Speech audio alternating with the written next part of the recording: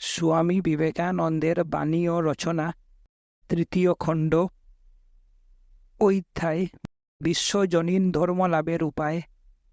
1900 খ্রিস্টাব্দ 28 জানুয়ারি ক্যালিফোর্নিয়ার পাসাডুনাস্থিত ইউনিভার্সালিস্ট চার্চে প্রদত্ত। যে অনুসন্ধানের ফলে আমরা ভগবানের নিকট হইতে আলো পাই, মনুষ্য হৃদয়ের নিকট তদপেক্ষা প্রিয়তর অনুসন্ধান আর নাই। কি অতীতকালে কি বর্তমানকালে আত্মা, ঈশ্বর ও অদৃষ্ট সম্বন্ধে আলোচনায় মানুষ যত শক্তি নিয়োগ করিয়াছে, অন্য কোনো আলোচনায় তত করে নাই। আমরা আমাদের দৈনিক কাজকর্ম, আমাদের উচ্চ আকাঙ্ক্ষা, আমাদের কর্তব্য প্রবৃত্তি লইয়া যতই ডুবিয়া থাকি না কেন, আমাদের সর্বাপেক্ষা কঠোর জীবন সংগ্রামের মধ্যেও কখনো কখনো এমন একটি বিরাম মুহূর্ত আসিয়া উপস্থিত হয়, যখন মন সহসা থামিয়া যায় এবং এই জগৎ প্রপঞ্চের পারে কি আছে তাহা জানিতে চায়। কখনো কখনো সে অতীন্দ্রিয় রাজ্যের কিছু কিছু আভাস পায় এবং ফলে তাহা পাইবার জন্য যথাসাধ্য চেষ্টা করিতে থাকে।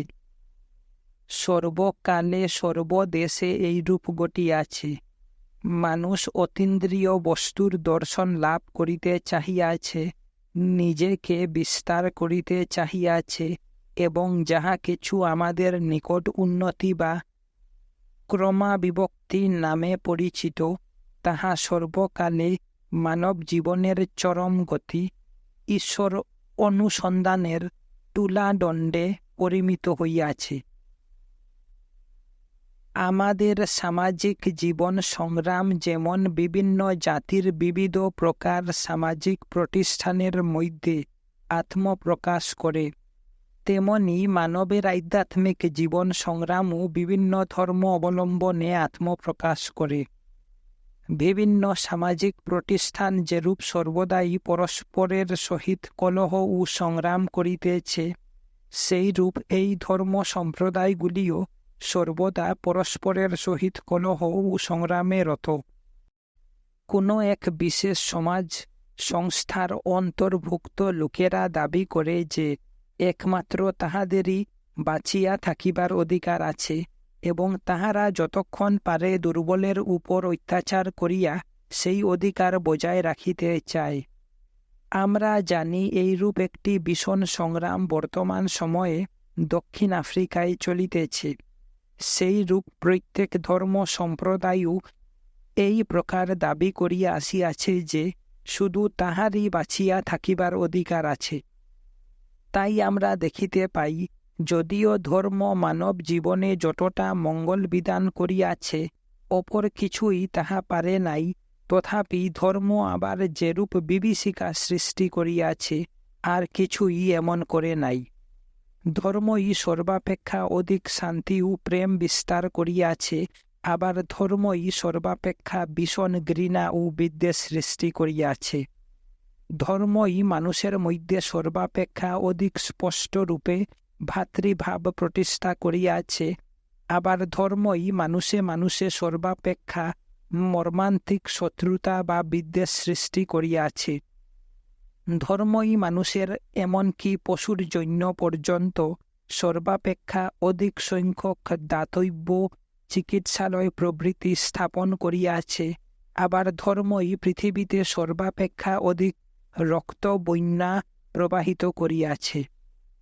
আবার আমরা ইহাও জানি যে সব সময়েই ফল্গু দ্বারার ন্যায় আরও একটা চিন্তা শ্রুতু চলিয়াছে। সব সময়ই বিভিন্ন ধর্মের তুলনামূলক আলোচনায় রত এমন অনেক তত্ত্বান্বেষী বা দার্শনিক রহিয়াছেন, যাহারা এই সকল পরস্পর বিবদমান ও বিরুদ্ধ মতাবলম্বী ধর্ম সম্প্রদায়ের ভিতর শান্তি স্থাপন করিবার জন্য সর্বদা চেষ্টা করিয়াছেন এবং এখনও করিতেছেন। কোনো কোনো দেশে এই চেষ্টা সফল হইয়াছে, কিন্তু সমগ্র পৃথিবীর দিক হইতে দেখিতে গেলে উহা ব্যর্থ হইয়াছে। অতি প্রাচীন কাল হইতে কতকগুলি ধর্ম প্রচলিত আছে, যেগুলির মধ্যে এই ভাব ব্যাপারটি ওতপ্রোতভাবে বিদ্যমান যে সকল সম্প্রদায়ই বাঁচিয়া থাকুক, কারণ প্রত্যেক সম্প্রদায়ের কোনো একটি নিজস্ব তাৎপর্য, কোনো একটি মহান ভাব আছে, কাজেই উহা জগতের কল্যাণের জন্য আবশ্যক এবং উহাকে পোষণ করা উচিত। বর্তমান কালেও এই ধারণাটি আধিপত্য লাভ করিতেছে এবং ইহাকে কার্যে পরিণত করিবার জন্য মধ্যে মধ্যে চেষ্টাও চলিতেছে। এই সকল চেষ্টা সকল সময়ে আশানুরূপ ফলপ্রসূ হয় না বা যোগ্যতা দেখাইতে পারে না। শুধু তাহাই নয়, বড়ই ক্ষোভের বিষয় যে আমরা অনেক সময় দেখিতে পাই আমরা আরও ঝগড়া বাড়াইয়া তুলিতেছি। এক্ষণে ধর্মান্ধ মতবাদ অবলম্বনে আলোচনা ছাড়িয়া বিষয়টি সম্বন্ধে সাধারণ বিচার বুদ্ধি অবলম্বন করিলে প্রথমেই দেখিতে পাই যে পৃথিবীর যাবতীয় প্রধান প্রধান ধর্মে একটা প্রবল জীবনী শক্তি রহিয়াছে। কেহ কেহ হয়তো বলিবেন যে তাহারা এ বিষয়ে কিছু জানেন না, কিন্তু অজ্ঞতার কথা তুলিয়া নিষ্কৃতি পাওয়া যায় না। যদি কোনো লোক বলে, বহির্জগতে কি হইতেছে না হইতেছে আমি কিছুই জানি না, এব বহির্জগতে যাহা কিছু ঘটিতেছে সকলই মিথ্যা, তাহা হইলে তাহাকে মার্জনা করা চলে না। এখন আপনাদের মধ্যে যাহারা সমগ্র জগতে অধ্যাত্ম চিন্তার গতিবিধি লক্ষ্য করিয়াছেন, তাহারা সম্পূর্ণ অবগত আছেন যে পৃথিবীর একটিও মুখ্য ধর্ম মরে নাই। শুধু তাহাই নয়, এগুলির প্রত্যেকটি উন্নতির দিকে অগ্রসর হইতেছে। খ্রিস্টানের সংখ্যা বৃদ্ধি পাইতেছে, মুসলমানের সংখ্যা বৃদ্ধি পাইতেছে, হিন্দুরা বিস্তার লাভ করিতেছে এবং ইয়াহুদিগণও সংখ্যায় অধিক হইতেছে, এবং সংখ্যায় তাহারা দ্রুত বর্ধিত হইয়া সারা পৃথিবীতে ছড়াইয়া পড়ায় ইয়াহুদি ধর্মের গণ্ডি দিন দিন বাড়িয়া চলিয়াছে। একটি মাত্র ধর্ম, একটি প্রধান প্রাচীন ধর্ম ক্রমশ ক্ষয় পাইয়াছে, তাহা প্রাচীন পারসিক দিগের ধর্ম, জরাথুস্ত্র ধর্ম। মুসলমানদের পারস্য বিজয়কালে প্রায় 1 লক্ষ পারস্যবাসী ভারতে আসিয়া আশ্রয় গ্রহণ করিয়াছিল এবং তাহাদের কেহ কেহ প্রাচীন পারস্য দেশেই থাকিয়া গিয়াছিল। যাহারা পারস্যে ছিল তাহারা ক্রমাগত মুসলমানদিগের নির্যাতনের ফলে ক্ষয় পাইতে পাইতে এখন বড় জোর 10,000-এ দাঁড়াইয়াছে। ভারতে তাহাদের সংখ্যা প্রায় 80,000, কিন্তু তাহারা আর বাড়িতেছে না। অবশ্য গোড়াতেই তাহাদিগের একটি অসুবিধা রহিয়াছে, তাহারা অপর কাহাকেও নিজেদের ধর্মভুক্ত করে না। আবার ভারতে এই মুষ্টিমেয় সমাজেও স্বগোত্রীয় নিকট সম্পর্কীয়দের মধ্যে বিবাহরূপ ঘোরতর অনিষ্টকর প্রথা প্রচলিত থাকায় তাহারা বৃদ্ধি পাইতেছে না। এই একটিমাত্র ধর্ম ব্যতীত অপর সকল প্রধান প্রধান ধর্মই জীবিত রহিয়াছে এবং বিস্তার ও পুষ্টি লাভ করিতেছে। আর আমাদের মনে রাখা উচিত যে পৃথিবীর সকল প্রধান ধর্মই অতি পুরাতন, তাহাদের একটিও বর্তমানকালে গঠিত হয় নাই, এবং পৃথিবীর প্রত্যেক ধর্মই গঙ্গা ও ইউফ্রেটিস নদীদ্বয়ের মধ্যবর্তী ভূখণ্ডে উৎপত্তি লাভ করিয়াছে। একটিও প্রধান ধর্ম ইউরোপ বা আমেরিকায় উদ্ভূত হয় নাই, একটিও নয়। প্রত্যেক ধর্মই এশিয়া সম্ভূত এবং তাহাও আবার পৃথিবীর ওই অংশটুকুর মধ্যে। যোগ্যতম ব্যক্তি বা বস্তুই বাঁচিয়া থাকিবে। আধুনিক বৈজ্ঞানিকগণের এই মত যদি সত্য হয়, তাহা হইলে এই সকল ধর্ম যে এখনও বাঁচিয়া রহিয়াছে, ইহা হইতেই প্রমাণিত হয় যে এখনও তাহারা কতকগুলি লোকের পক্ষে উপযোগী। তাহারা যে কেন বাঁচিয়া থাকিবে তাহার কারণ আছে। তাহারা বহু লোকের উপকার করিতেছে। মুসলমানদিগকে দেখো, তাহারা দক্ষিণ এশিয়ার কতকগুলি স্থানে কেমন বিস্তার লাভ করিতেছে এবং আফ্রিকায় আগুনের মতো ছড়াইয়া পড়িতেছে। বৌদ্ধগণ মধ্য এশিয়ায় বরাবর বিস্তার লাভ করিতেছে। ইয়াহুদীদের মতো হিন্দুগণও অপরকে নিজ ধর্মে গ্রহণ করে না, তথাপি ধীরে ধীরে অন্যান্য জাতি হিন্দু ধর্মের ভিতর আসিয়া পড়িতেছে এবং হিন্দুদের আচার ব্যবহার গ্রহণ করিয়া তাহাদের সমশ্রেণীভুক্ত হইয়া যাইতেছে। খ্রাইস্ট ধর্মেও যে বিস্তৃতি লাভ করিতেছে তাহা আপনারা সকলেই জানেন। তবে আমার যেন মনে হয় চেষ্টার অনুরূপ ফল হইতেছে না। খ্রিস্টানদের প্রচার কার্যে একটি ভয়ানক দোষ আছে এবং পাশ্চাত্য প্রতিষ্ঠান মাত্রেই এই দোষ বিদ্যমান। শতকরা 90% শক্তি প্রতিষ্ঠান যন্ত্রের পরিচালনাতেই ব্যয়িত হইয়া যায়, কারণ প্রতিষ্ঠান সুলভ বিধি ব্যবস্থা বড় বেশি।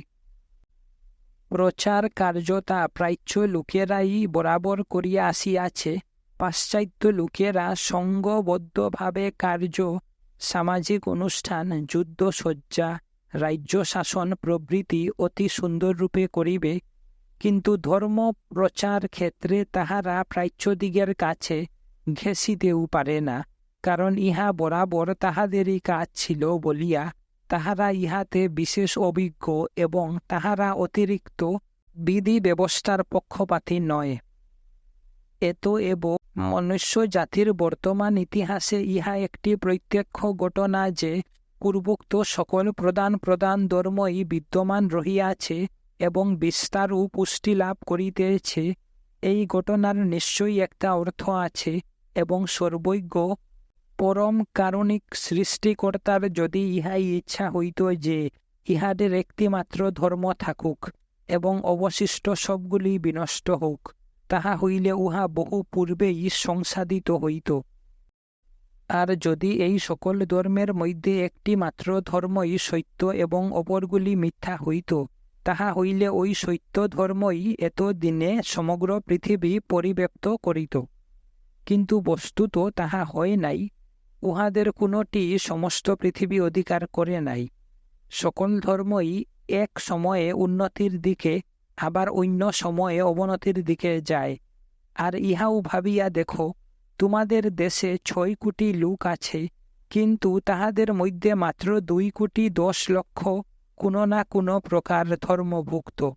সুতরাং সব সময়েই ধর্মের উন্নতি হয় না। সম্ভবত সকল দেশেই গণনা করিলে দেখিতে পাইবে ধর্মগুলির কখনো উন্নতি আবার কখনো অবনতি হইতেছে। সম্প্রদায়ের সংখ্যাও সর্বদা বাড়িয়াই চলিয়াছে। ধর্ম সম্প্রদায় বিশেষের এই দাবি যদি সত্য হইত যে সমুদয় সত্য উহাতেই নিহিত এবং ঈশ্বর সেই নিখিল সত্য কোনো গ্রন্থ বিশেষে নিবদ্ধ করিয়া তাহাদিগকেই দিয়াছেন, তবে জগতে এত সম্প্রদায় হইল কি রূপে? 50 বৎসর যাইতে না যাইতে এই পুস্তককে ভিত্তি করিয়া 20টি নূতন সম্প্রদায় গড়িয়া উঠে।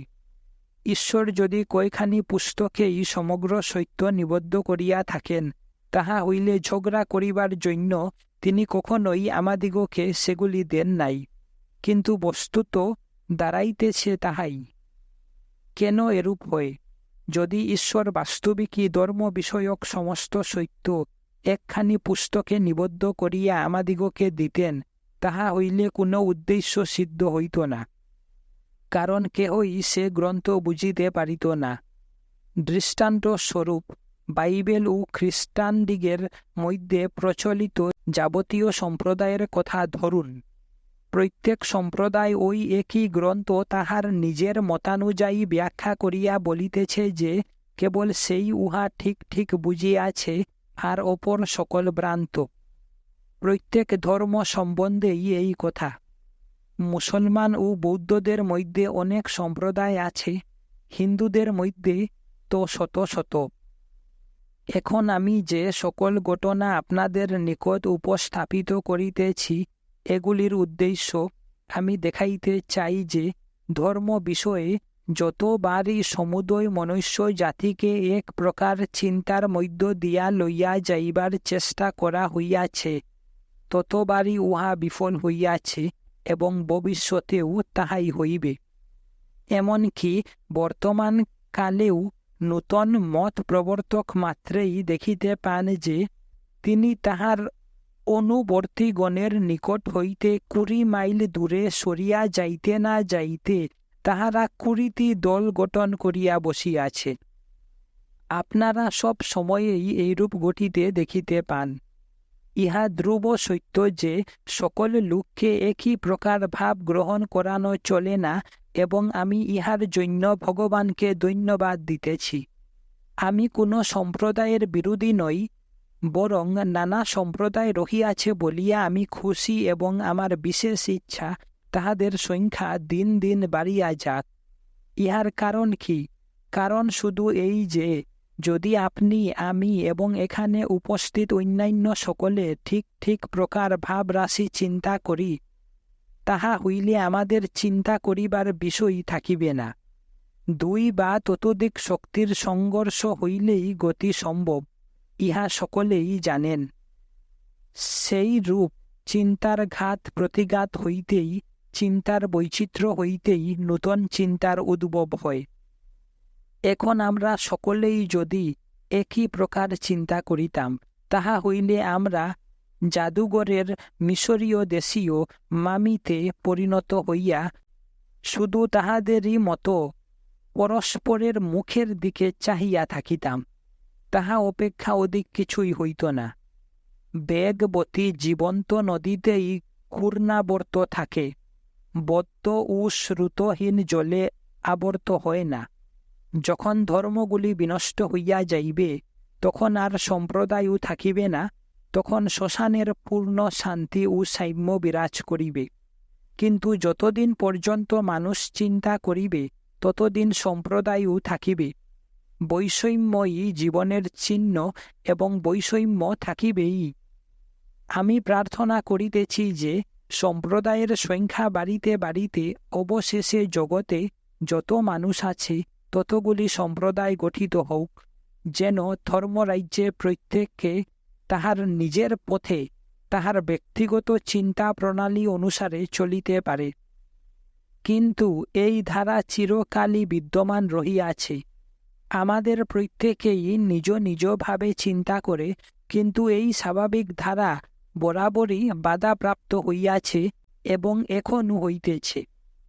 এই জন্য সাক্ষাৎভাবে তরবারি ব্যবহৃত না হইলেও অন্য উপায় গ্রহণ করা হইয়া থাকে।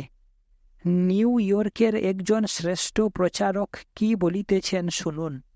তিনি প্রচার করিতেছেন যে ফিলিপাইনবাসীদিগকে যুদ্ধে জয় করিতে হইবে, কারণ তাহাদিগকে খ্রাইস্ট ধর্ম শিক্ষা দিবার উহাই একমাত্র উপায়।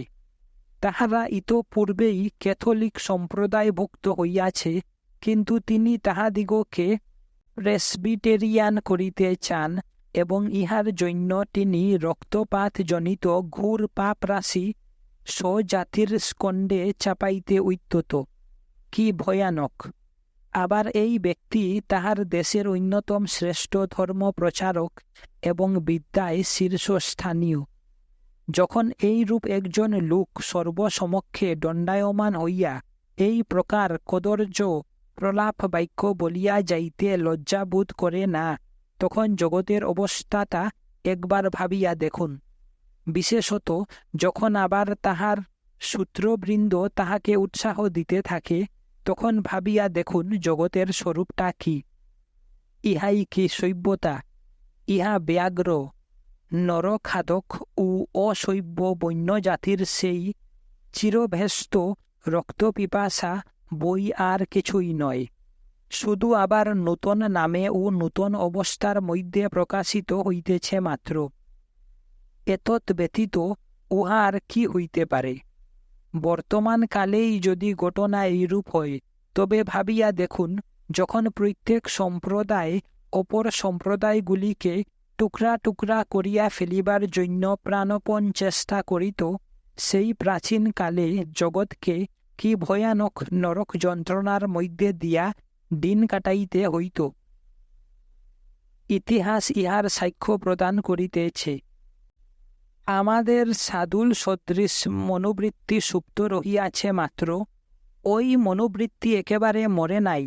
সুযোগ উপস্থিত হইলেই উহা লাফাইয়া উঠে এবং পূর্বের মতো নিজ নখর ও বিষদন্ত ব্যবহার করে।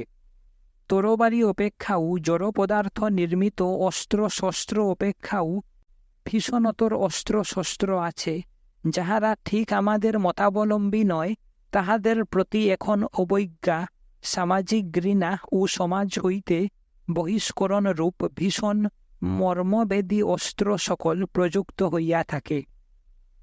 কিন্তু কেন সকলে যে ঠিক আমার মতো চিন্তা করিবে, আমি তো ইহার কোনো কারণ দেখিতে পাই না।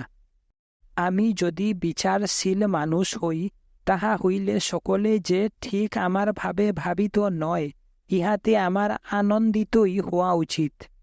আমি শ্মশানতুল্য দেশে বাস করিতে চাই না।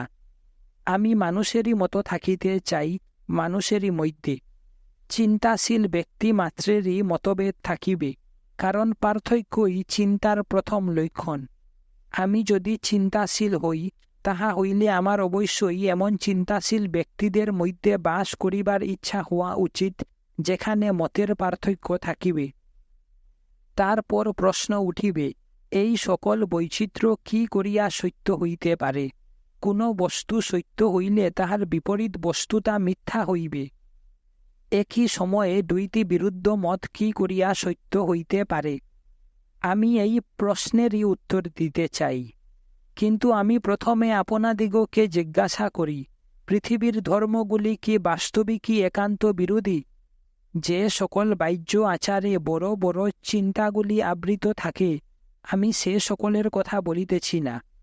নানা ধর্মে যে সকল বিবিধ মন্দির, ভাষা, ক্রিয়াকাণ্ড, শাস্ত্র প্রভৃতির ব্যবহার হইয়া থাকে, আমি তাহাদের কথা বলিতেছি না। আমি প্রত্যেক ধর্মের ভিতরকার প্রাণ বস্তুর কথাই বলিতেছি।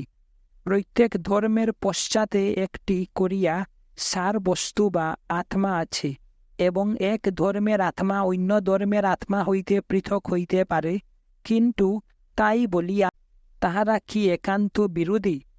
তাহারা পরস্পরকে খণ্ডন করে, না একে অপরের পূর্ণতা সম্পাদন করে? ইহাই প্রশ্ন। আমি যখন নিতান্ত বালক ছিলাম, তখন হইতে এই প্রশ্নটির আলোচনা আরম্ভ করিয়াছি, এবং সারা জীবন ধরিয়া উহারই আলোচনা করিতেছি। আমার সিদ্ধান্ত হয়তো আপনাদের কোনো উপকারে আসিতে পারে, এই মনে করিয়া উহা আপনাদের নিকট ব্যক্ত করিতেছি। আমার বিশ্বাস, তাহারা পরস্পরের বিরোধী নয়, পরস্পরের পরিপূরক।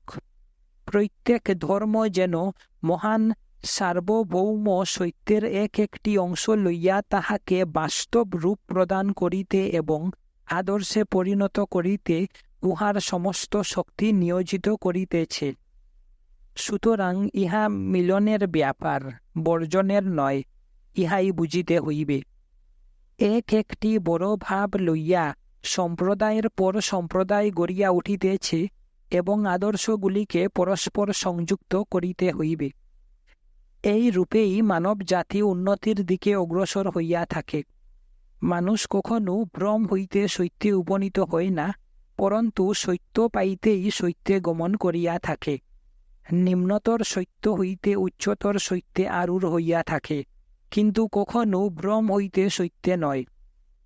পুত্র হইতো পিতা অপেক্ষা সমধিক গুণশালী হইয়াছে, কিন্তু তাই বলিয়া পিতা যে কিছু নন, তাহা তো নয়।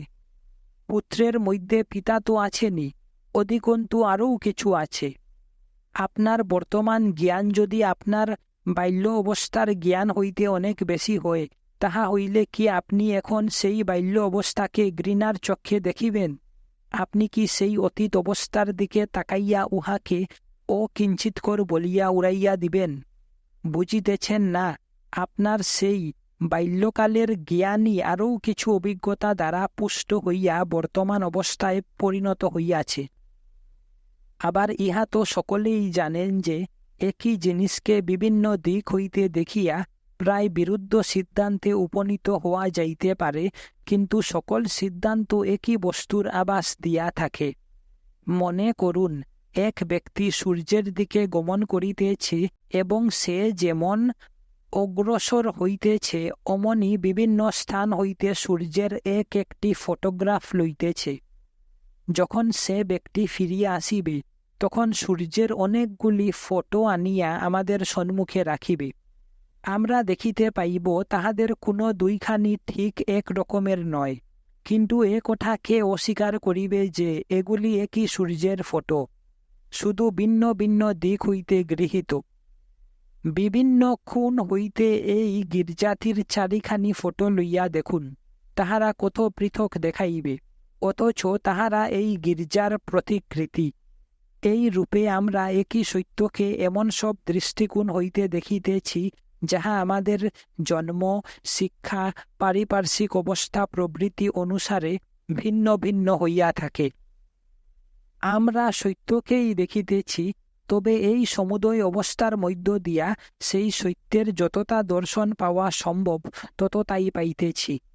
তাহাকে আমাদের নিজ নিজ হৃদয়ের রঙে রঞ্জিত করিতেছি, আমাদের নিজ নিজ বুদ্ধি দ্বারা বুঝিতেছি এবং নিজ নিজ মন দ্বারা ধারণা করিতেছি। আমরা সত্যের শুধু সেইটুকুই বুঝিতে পারি যেটুকুর সহিত আমাদের সম্বন্ধ আছে বা যতটুকু গ্রহণের ক্ষমতা আমাদের আছে। এই হেতুই মানুষে মানুষে প্রভেদ হয়, এমনকি কখনো কখনো সম্পূর্ণ বিরুদ্ধ মতেরও সৃষ্টি হইয়া থাকে। অথচ আমরা সকলেই সেই এক সর্বজনীন সত্যের অন্তর্ভুক্ত। এতএব আমার ধারণা এই যে ভগবানের বিধানে এই সকল ধর্ম বিবিধ শক্তিরূপে বিকশিত হইয়া মানবের কল্যাণ সাধনে নিরত রহিয়াছে। তাহাদের একটিও মরিতে পারে না, একটিকেও বিনষ্ট করিতে পারা যায় না। যেমন কোনো প্রাকৃতিক শক্তিকে বিনষ্ট করা যায় না, সেই রূপ এই আধ্যাত্মিক শক্তি নিচয়ের কোনো একটিরও বিনাশ সাধন করিতে পারা যায় না। আপনারা দেখিয়াছেন, প্রত্যেক ধর্মই জীবিত রহিয়াছে। সময়ে সময়ে উহা হয়তো উন্নতি বা অবনতির দিকে অগ্রসর হইতে পারে। কোনো সময়ে হয়তো ইহার সাজসজ্জার অনেকটা হ্রাস পাইতে পারে, কখনো উহা রাশিকৃত সাজসজ্জায় মণ্ডিত হইতে পারে, কিন্তু তথাপি উহার প্রাণ বস্তু সর্বদাই অব্যাহত রহিয়াছে, উহা কখনোই বিনষ্ট হইতে পারে না। প্রত্যেক ধর্মের সেটি অন্তর্নিহিত আদর্শ, তাহা কখনই নষ্ট হয় না। সুতরাং প্রত্যেক ধর্মই স্বজ্ঞানে অগ্রগতির পথে চলিয়াছে।